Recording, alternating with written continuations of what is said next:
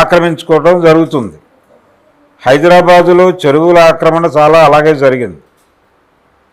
హైదరాబాద్ అంటే ఇప్పుడు కృష్ణకాంత్ పార్క్ ఎదురుకుండా ఉన్న భూముల్లో చెరువు ఉండేది, కానీ అక్కడ ఒక కాలనీ వచ్చింది. ఇప్పుడు మధురానగర్కి బ్యాక్ సైడ్ కాలనీ, అది చెరువే.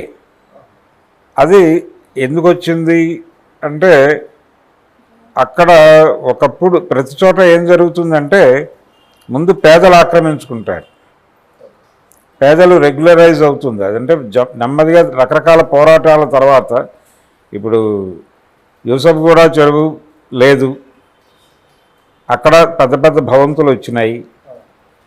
అలాగే సారథి స్టూడియోస్ బ్యాక్ సైడ్, ఇదేమో ఎదుర్కొంటే అది ఇందాక మాట్లాడుకున్నాం మనం, బ్యాక్ సైడ్ కూడా ఆ ప్రాంతంలో కూడా ఆక్రమణలు జరిగినాయి. అంటే అమీర్పేట మెట్రో వైపు ఆ ఏరియాలో అక్కడ కూడా చెరువు ఉండేదని చెప్తారు. అది కూడా ఇప్పుడు స్లమ్స్ ఉన్నాయి అక్కడ, మొత్తం స్లమ్మే ఉంటుంది. ఈ స్లమ్స్ ఉన్నటువంటి ఏరియాలో పేదలు ఆక్రమించుకుంటూ ఉంటారు, వాళ్ళు ఫైట్ చేస్తారు, ముందు కత్తెరపాకలు వేస్తారు, ప్రభుత్వాలు తీసేస్తాయి, దాని మీద ధర్నాలు జరుగుతాయి.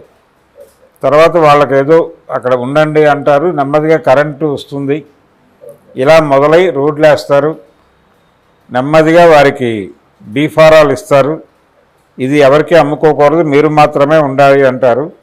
కానీ కొంతమంది పెద్దలు వచ్చి ఒక 5-6 ముక్కలు తీసుకుని అఫిడవిట్ల మీద రిజిస్ట్రేషన్లు రాసుకుని, అంటే నోటరీ చేయిస్తారు, నోటరీలు చేయించి తీసుకుని అక్కడ పెద్ద భవంతులు నిర్మాణం జరిపి నెమ్మదిగా ఆ ప్రాంతం నుంచి పేదల్ని పంపించేసి దాన్ని ప్రభుత్వ అధికారులతో మాట్లాడుకుని దాన్ని రెగ్యులరైజ్ చేసుకుని నెమ్మదిగా పట్టాల దిశగా నడిపిస్తారు. ఓకే, పెద్ద ప్రాసెస్ ఇదంతా జరిగి చాలా ప్రాంతాలు అలా, చాలా చెరువులు అలా వెళ్ళిపోయినవే. ఓకే, ఇంకొక స్టైల్ ఏంటంటే ప్రభుత్వం కేటాయిస్తుంది. దేనికి కేటాయిస్తుంది? ప్రభుత్వాలకు కేటాయించేటువంటి అధికారం లిబరలైజేషన్ తర్వాత పెరిగింది. ఒక కార్పొరేట్ కంపెనీ వచ్చి నేను ఇక్కడ ఒక పెద్ద కంపెనీ పెట్టి ఈ చుట్టుపక్కల ప్రాంతాల ప్రజలందరికీ ఉపాధి కల్పిస్తాను అంటాడు.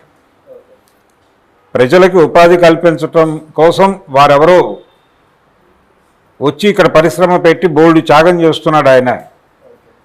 అటువంటి పారిశ్రామిక త్యాగధనుడికి మనం ఏమిచ్చినా తక్కువ అని ఒక 100 ఎకరాలు ప్రభుత్వ భూమి ఆయన కేటాయిస్తారు, వారు తీసేసుకుంటారు. ఈ మధ్య కాంతారా అనే సినిమా చూసాం మనం.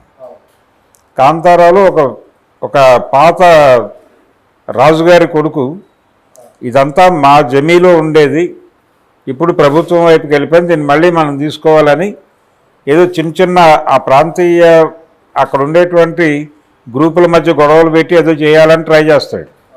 దాన్ని అటవీ శాఖ సహకారంతో హీరో ఇబ్బంది పెట్టి మొత్తానికి జనాలని బయటకు తీసుకొస్తాడు. కానీ ఆయనకి ఏమాత్రము తెలియదు, అమాయకుడు ఆ భూస్వామి అనేది మనకు అర్థమవుతుంది.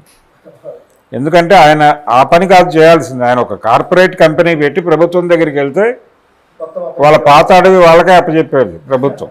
సింపుల్గా అయిపోయేది అంటారు. అంతే, అదే జరుగుతోంది ఇప్పుడు. అలాగే భూములు తీసేసుకుంటారు. ఓకే, సెజ్ల పేరుతోటి నడుస్తున్నదంతా అదే అంటారు. సెజ్ల పేరుతో జరిగేది, కానీ రకరకాలు. ఒక ఫ్యాక్టరీ పెడతామంటారు, వచ్చి తీసుకుంటారు, పత్రిక పెడతామంటారు, తీసుకుంటారు. ఇప్పుడు అక్కడ దాసనారాయణరావు గారి ఉదయం ఆఫీసు గొడవ ఒకటి నడుస్తోంది కదా. ఇలాంటివి అనేకం ఉంటాయి. ప్రభుత్వం దగ్గర ఏదో త్యాగం చేస్తున్నారు వీళ్ళు ప్రజల కోసం అని చెప్పి ఒక నోట్ పెట్టి దాని వెలుగులో వీళ్ళకి భూములు ఇస్తారు. ఆ భూముల్ని ఇతర వ్యాపారాలకు మళ్లించినప్పుడు వివాదం అవుతుంది. అన్నపూర్ణ స్టూడియోస్ టింబర్ ఎస్టేట్ పెట్టినప్పుడు వివాదం అయి కదా కోర్టులో కేసు నడిచింది. అప్పుడు కూడా స్టే తెచ్చుకున్నాడు నాగేశ్వరరావు గారు. అయితే ఆయన ఇమ్మీడియట్గా టింబర్ ఎస్టేట్ అక్కడి నుంచి తరలించేశాడు. ప్రభుత్వం రియాక్ట్ అయిన మరుక్షణం తీసేశాడు ఆయన. అయినప్పటికీ కేసు కొనసాగింది. ఇలాంటి వివాదాలు అనేకం కనిపిస్తాయి. ఇలా అంటే పేదలు ఆక్రమించి దాన్ని రెగ్యులరైజ్ చేసి దాన్ని పెద్దవాళ్ళు కొనేసుకుని ఇది ఒక ప్రాసెస్. మళ్ళీ వాళ్ళు వెళ్ళిపోయి ఇంకెక్కడో ఆక్రమించుకుంటారు. ఇలా ఈ దేశంలో దళిత కులాల మీద ఒక అపవాదు కనిపించకుండా ప్రచారంలో ఉంటుంది.